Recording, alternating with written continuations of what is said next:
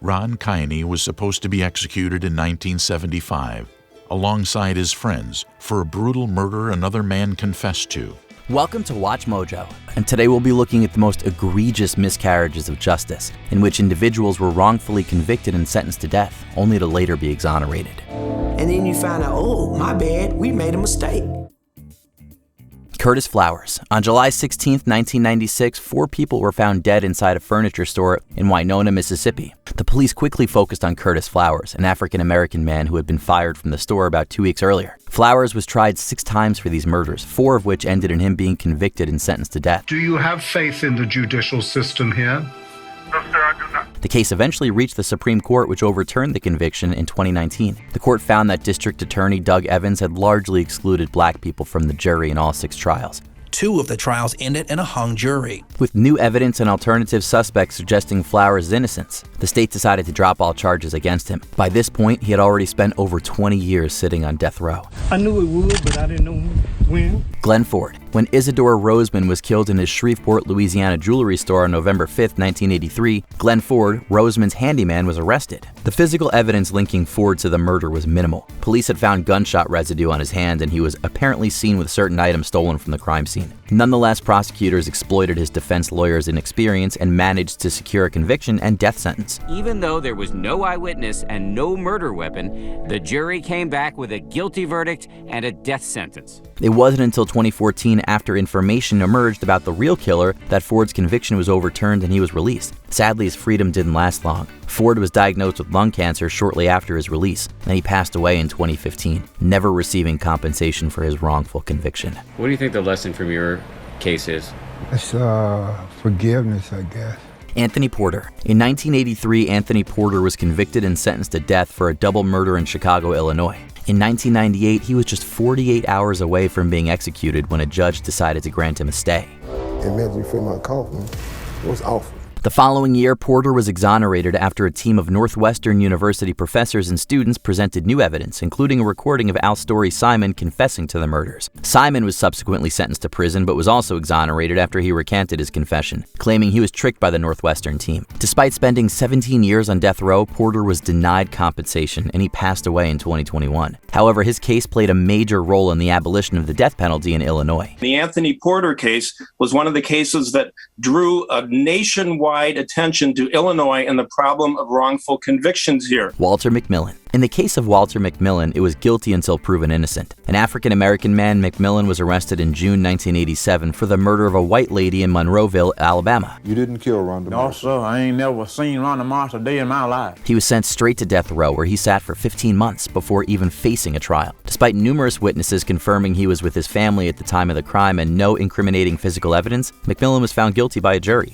Although they recommended a life sentence, the judge imposed the death penalty instead. McMillan's fate is now in the hands of the Alabama Supreme Court, which is expected to decide soon if he's entitled to a new trial. It was later revealed that the police had coerced witnesses to give false testimony, and prosecutors had withheld potentially exculpatory evidence. After 6 years on death row, McMillan's conviction was overturned in 1993. As he waved goodbye to death row, there had been no apology from the state. Ron Kuami. Back in 1974, Ron Kuami was traveling with his motorcycle club across the U.S. when Richard Velton, a college student, was murdered in Albuquerque, New Mexico. Despite Kuami and his biker gang being in Los Angeles at the time, authorities still charged them with the crime. Then they tell us we got to go back to Albuquerque because we did a murder. And we're thinking, oh boy, this is really getting stupid. They were convicted after Judith Weir, a local motel maid, testified to witnessing the murder. However, an investigation by the Detroit News found that Weir had lied on the stand. Even after she recanted her testimony, the men were denied a new trial. Ms. Weir was pressured. And we see this a lot with the misuse of the death penalty. It wasn't until September 1975 when a drifter named Kerry Rodney Lee confessed to the murder, and ballistics linked his gun to the crime scene, that the charges were dropped and they were released. On December 4th, 1975, the judge overturned their convictions, and Ron and his friends were released from death row. Sabrina Butler. On April 11, 1989, Sabrina Butler experienced every mother's worst nightmare, the sudden death of her infant son. After unsuccessfully attempting to resuscitate him at home, she rushed him to the hospital where he was pronounced dead. The very next day, while still grieving, Butler was arrested and accused of murdering her own child. Her attempts to revive him had inadvertently caused internal injuries, but her lawyers failed to highlight this crucial detail during the trial and called no witnesses to testify in her behalf. When we had the retrial, they found out that my son had heart problems, kidney problems. As a result, she was convicted and sentenced to death, becoming the only woman on Mississippi's death row. Butler was just 17 years old when she was convicted and spent 6.5 years behind bars. This conviction was later overturned, and a second trial, which featured more witnesses and evidence supporting her innocence, ended in an acquittal. Are you really exonerated? No, you're not exonerated. Gary Drinkard. In September 1993, Gary Drinkard was arrested for the murder of Dalton Pace, an automotive junk dealer in Decatur, Alabama. The main evidence against him was the testimony of his half-sister and her partner, who implicated Drinkard in exchange for having their unrelated robbery charges dropped. And to get out of it, she told him I robbed and killed a man. Due to the ineffective legal counsel he received, Drinkard was convicted of felony murder and sentenced to death. I spent almost 6 years on death row in Alabama for a crime I didn't commit. After nearly 6 years on death row, he was granted a new trial. This time, his defense presented a witness who confirmed Drinkard was home at the time of the murder, and evidence showing he had a debilitating back injury, which largely limited his movement. The jury took only 1 hour to find him not guilty. God is the only one that has the right to take a life. People don't. Randall Dale Adams. The 1988 documentary The Thin Blue Line revolves around Randall Dale Adams, a man sentenced to death for the 1976 murder of Texas police officer Robert Wood. Adams consistently maintained his innocence, even after his sentence was commuted to life in prison. He argued that Wood was actually killed by David Ray Harris, who had given him a ride on the day of the murder. Why did I meet this kid? I don't know. Why did I run out of gas at that time? I don't know. In the documentary, Harris admitted that Adams had nothing to do with the crime. How can you be sure? Because I'm the one that knows.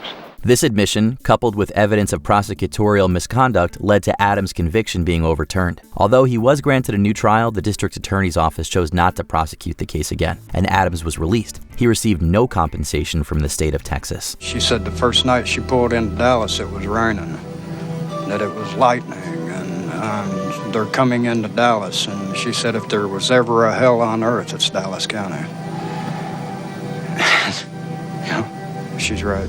Ricky Jackson, Wiley Bridgeman, and Kuami Ajamu. On May 19, 1975, Harold Franks, a money order collector, was fatally shot outside a grocery store in Cleveland, Ohio. Based on the supposed eyewitness testimony of Eddie Vernon, police arrested Ricky Jackson and brothers Wiley Bridgeman and Kuami Ajamu, then known as Ronnie Bridgeman. He told the police that he was getting off the school bus at the exact time that this crime was happening, and he witnessed the three of us perpetrate this crime. Vernon's testimony was the only evidence against them, yet it resulted in them being sentenced to death. Ajamu was paroled in 2003, but his name wasn't cleared until 2014, when Vernon recanted his testimony, claiming he had been pressured by the police to testify. Jackson and Bridgeman were also released and fully exonerated. For their wrongful imprisonment, all three men received millions of dollars in compensation from the state of Ohio. How did that feel, that day that you got out of prison? It was surreal. It was almost like having an out-of-body experience.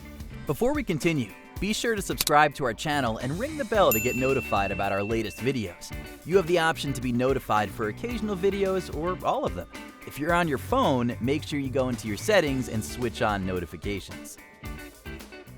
Ray Krone. Ray Krone was tried twice for the 1991 murder of Kim Ancona, a bartender in Phoenix, Arizona. During his first trial in 1992, the prosecution's case relied on an expert witness who claimed Krone's teeth matched the bite marks found on Ancona's body. Krone willingly agreed to provide an impression of his teeth by biting into a piece of styrofoam. He was ultimately convicted and sentenced to death.